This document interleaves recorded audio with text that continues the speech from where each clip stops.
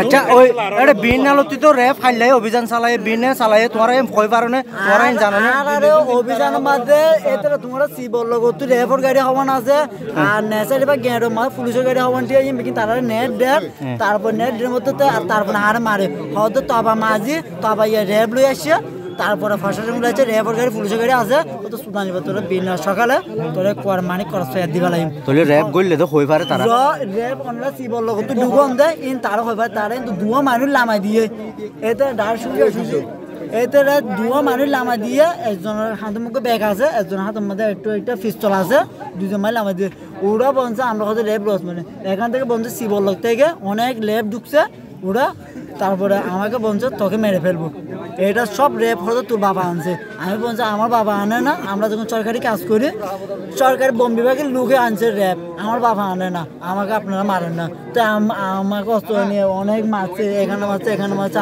আমাকে জবাই দিবার জন্য নাড়াইছে ওরা সবাই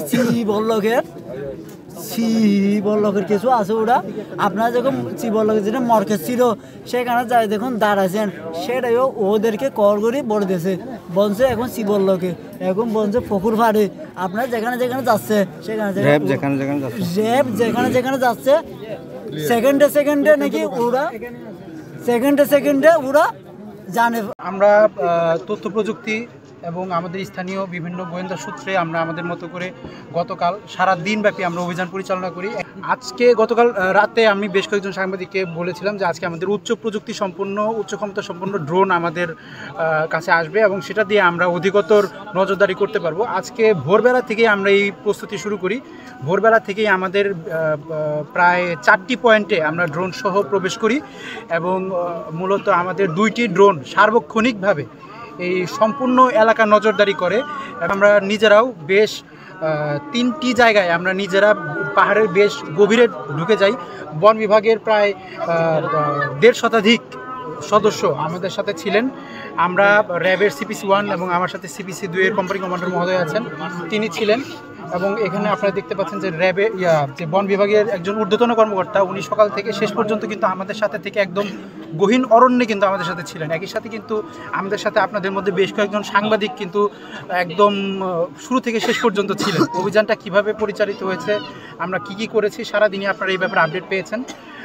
বিকেলের দিকে আমরা একটা কন্ট্যাক্ট পাই যেখানে অপহরণকারীদের কাছে খাবার নিয়ে যাচ্ছিল এরকম একটা দলকে আমরা পাহাড়ের মধ্যে দূর থেকে আমরা দেখতে পাই এবং পরবর্তীতে তাদেরকে আমরা ধাওয়া করি এবং তাদেরকে ধাওয়া করার ঠিক 10 থেকে 15 মিনিটের মধ্যেই আমরা এই তথ্য পাই যে তারা শেষ মুহূর্তে আমাদের যারা অপহরণ হয়েছে তাদেরকে ছেড়ে দিতে বাধ্য হয়েছে। তো যারা এর সাথে জড়িত ছিল তারা যতক্ষণ না পর্যন্ত গ্রেফতার হচ্ছে আমাদের এই অভিযানটি শেষ হচ্ছে না। আমরা এই অভিযানটি আরও সামনে এগিয়ে নিয়ে যাব। যারা আছি আমাদের ড্রোনের আওয়াজ শুনেই তারা শেষ মুহূর্তে ছেড়ে দিতে বাধ্য হয়। তো আমাদের এই অভিযান আরও চলবে যতক্ষণ পর্যন্ত অপহরণকারীরা গ্রেফতার না হয় আমাদের অভিযান চলবে। বিশাল আপনারা দেখেছেন ইতিমধ্যে যে কতটা দুর্গম এই এলাকা এবং কত বৃহৎ এই পাহাড়ি এলাকা। এখানে আসলে কোনো একটি একক বাহিনীর পক্ষে সম্ভব না। এখানে স্থানীয় লোকজনের সচেতনতাটা হচ্ছে সবচেয়ে জরুরি। আর যেটা বললেন যে সাঁড়াশি অভিযান, সেই সাঁড়াশি অভিযানের জন্য আমরা অবশ্যই অপহরণ হওয়ার জন্য অপেক্ষা করব না। অপহরণ হোক আর না হোক, এখানে যে ডাকাত দল তাদের যে অপহরণ কার্যক্রম পরিচালনা করছে সেজন্য আমরা খুব শিগগিরই আমরা র্যাব APBN-এর একটা বড় সামর্থ্য এখানে আছে, বড় একটা টিম এখানে আছে। তাদের সঙ্গে অধিনায়ক 16 APBN-এর সাথেও আমাদের এই ব্যাপারে কথা হয়েছে, উনি বেশ আগ্রহী। আমরা যৌথভাবে প্রয়োজনে সেনা সহায়তা নিয়ে আমরা এখানে সবাই মিলে সকল বাহিনী মিলে একটা যৌথ অভিযান পরিচালনা করার ব্যাপারে আমরা আগেও বলেছি।